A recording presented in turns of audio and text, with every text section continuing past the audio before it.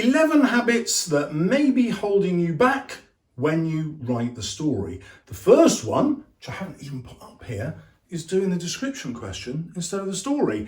You should do the story if you can, because students, on average, get higher marks when they do. In the 2022 paper, students were giving a photograph of the inside of a Mexican kitchen, which was circular. Most students had no idea what they were looking at, and so they ran away from the description question as fast as they damn well could.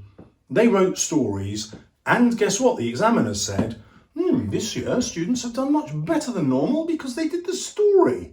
Heavy hint, doing the story on average gets you more marks.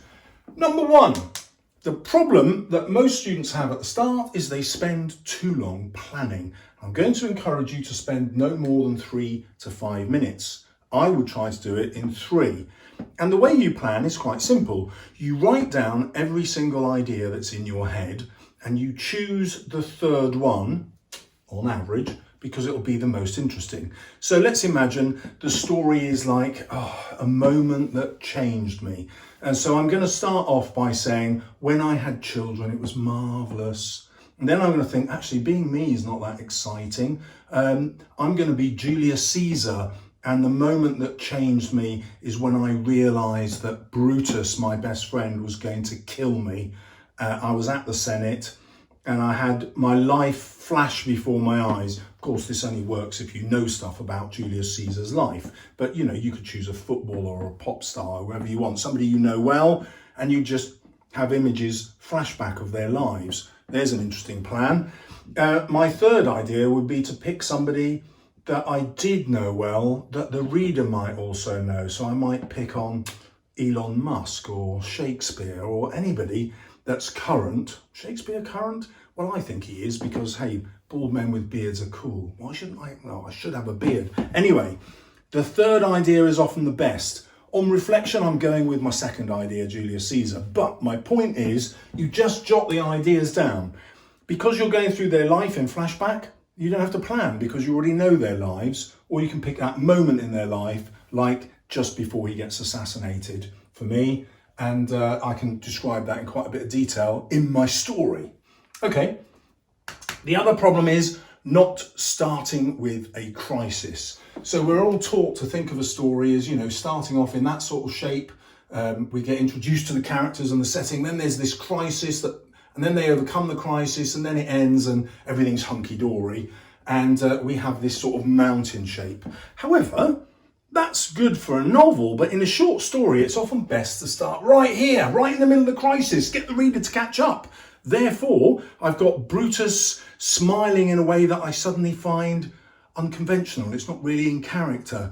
And he's got 2 friends behind him, one of whom scowling and the other one smiling in the same way. And suddenly alarm bells are ringing and I can see their hands move towards the hilt of their daggers. Do you see what I mean? I start straight in at the crisis. I don't know who Brutus is, although I might if I'm the reader. I don't know who the narrator is because I haven't said, hey, by the way, I'm Julius Caesar.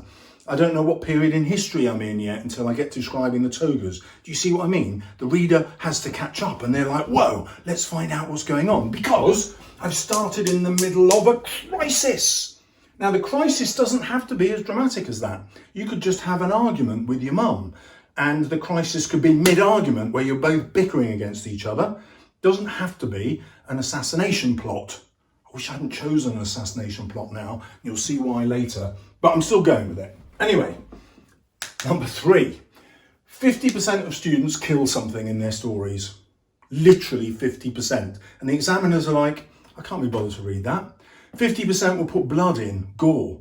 And the examiner's like, I'm romantic. I like reading lovely stories. I don't like this. So if I am doing my Julius Caesar story, they're not going to actually kill him. The end of my story will be just before. The reader will know that he's going to be assassinated. And I might not even end at that moment. I might end with its opposite, maybe Julius Caesar's favourite memory, whatever that might be. So it would be a juxtaposition against the moment he's going to be killed to this moment that he'd rather live in forever. In his memory, that is. So I'm going to avoid an actual death and actual gore, but the tragedy can still be there. We know it's coming after the story ends. Not slowing down time. So if we go back to the crisis again, if you make the crisis full of short sentences and like it's just over before you've got into it, whereas if you have longer sentences with some lists, by lists I mean it's got phrases in it. Do you remember I talked about he's noticing the expressions of the smiles, the frowns, the hands turning to the hilts, maybe a body turned to disguise that the weapon is coming out, maybe suddenly silence descends because other conspirators realise what's happening.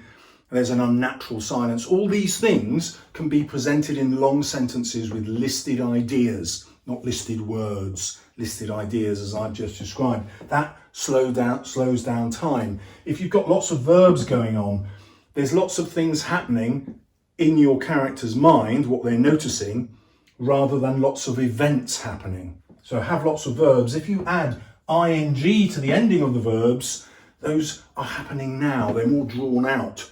The tension is therefore increased during the moments of crisis. So that is super important. Now, this major mistake happens all the time, even with good students, is because they're getting into the story, they start changing from the past tense to the present tense. Because when you're in it, you're in the present, aren't you? And so you've got two options here. If you just write it all the time in the present, then there's less chance that you'll slip into the past.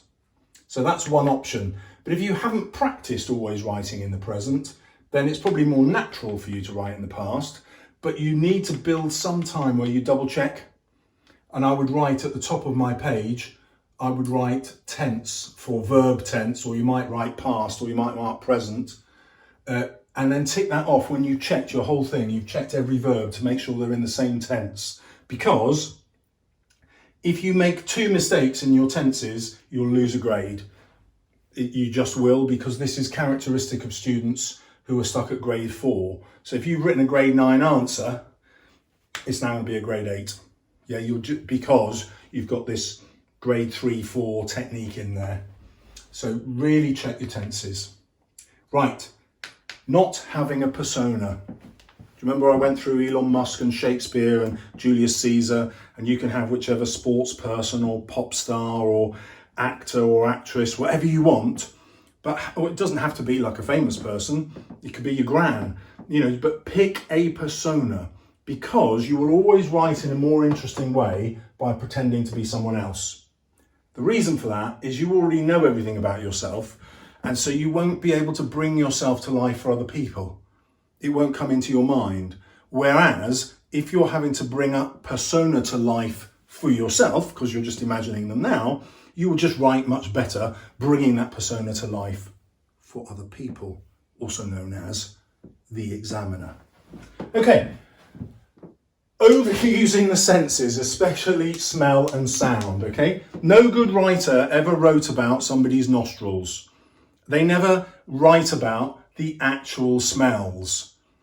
I know teachers tell you to do this because it's a descriptive thing, but actually real writers tend to just hint at that, so they'll show you it rather than tell you. For example, my throat constricted. Air pollution was obviously a factor this morning. I don't have to describe the smell of the air or the taste of it. I don't have to have nostrils flaring. I've just got a reaction in the body. My throat is constricting. It allows the reader to work it out. That's what I mean by showing, not telling. I could go in, there could be a terrible smell of sewage because there's a sewage farm down the road. But instead of saying the awful aroma of sewage was a terrible stench that wafted its way from the municipal tip, which is fine, but that's just telling everything. I could just say, I watched people suddenly look like they were sucking on lemons, turn round incredulously and wonder what had happened to the air. Do you see what I mean? We can work out from that something horrible is in the air that they smell. So, show rather than tell. not thinking about the ending. Now this is actually really hard because you might not get to an ending in your 3 minutes planning. If that's the case, do not panic. An ending will occur to you as you write. If it doesn't, you're going to say, well, I know examiners love a circular structure. So all I'm going to do is I'll get to 5 minutes before the end of my question and I'll think, right, how can I get back to my description that was at the beginning or my crisis that was at the beginning and just see it in a new way? And I'll just describe it in a new way. So, you know, if it was the massive argument with your mum, maybe you're now leaving home, or you're reconciled, or your dad comes in and says, we're getting a divorce, and suddenly the argument with your mum doesn't seem so important. Whatever it is, it doesn't matter. You just come back to whatever was there in the crisis and just flip it in a new way. That will give you a satisfying, crafted ending. You'll get high marks. You don't have to plan it in advance. I very rarely plan my story endings in advance because I know that I'll probably get a great idea as I'm writing. And if not, circular ending. I mean, did you like my divorce idea? I mean, not personally, none of us would want that. But if you've seen my videos with first-rate tutors, you know what I'm saying. Anyway, not banking 2 characters and 2 settings. So when you go into the exam, you don't know whether your story is going to be a positive or a negative one. So it's a good idea in your revision to have 2 characters and you've prepared those descriptions in advance. You already know a positive and a negative character, personas that you're interested in, and you've already practiced writing about them, and therefore these sentences that you've practiced, you can just bring into the exam. They'll fit. The advantage of that is you can practice your vocabulary, you can practice these sort of show-off sentences with lists and verbs, slowing down time. You can practice how you could show and not tell with these characters. Really good, because you go into the exam with a feeling of massive security. Like, I know what the worst can happen is. The worst can happen is I can think of nothing to write and I'm just going to reproduce stuff I've already prepared before. Like, I'm not recommending that, but let's imagine you had a brain freeze in the exam or a panic attack. Well, no problem. You're still going to get loads of marks because you'll adapt your 2 characters. Now, if you choose 2 settings, maybe one a city and one I'd prefer, like, because I like fantasy writing or science fiction, I'd pick that. Pick some writing that you enjoy reading, if you're lucky enough to be someone who enjoys reading, and write your settings accordingly so that you can set your story in places that interest you, in places that you're used to reading about, and you pre-prepared those settings. So if it all goes pear-shaped in the exam, it's not going to go pear-shaped when you open your marks, because you'll be able to reproduce parts or all of these and you know they're going to score well because you prepared them in advance, like Blue Peter.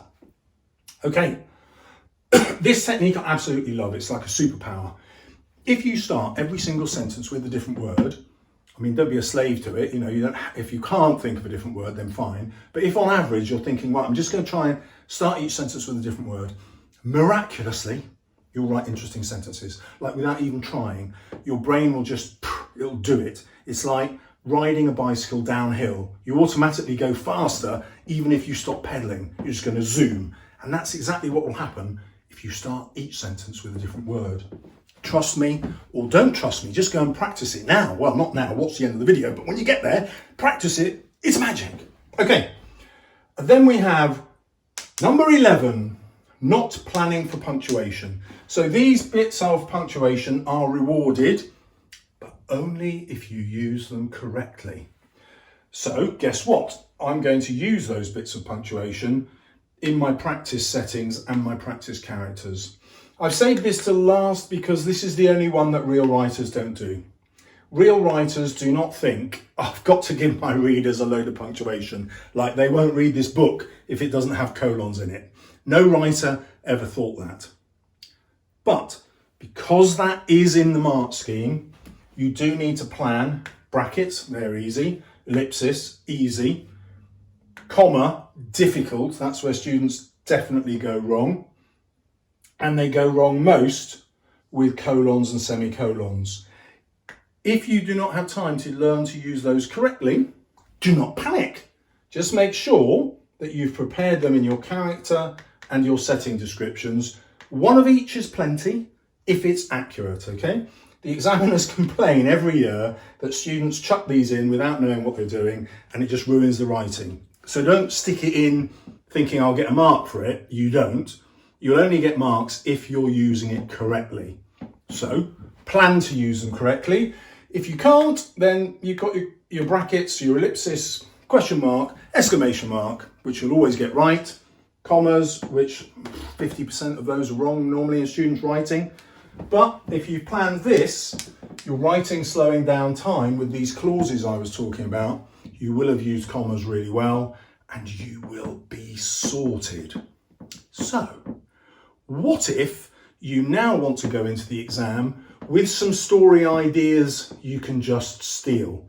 And you can't do Mr. Everything English's priest story from last year because the examiners are like well fed up with that. Well, this is the video to watch next.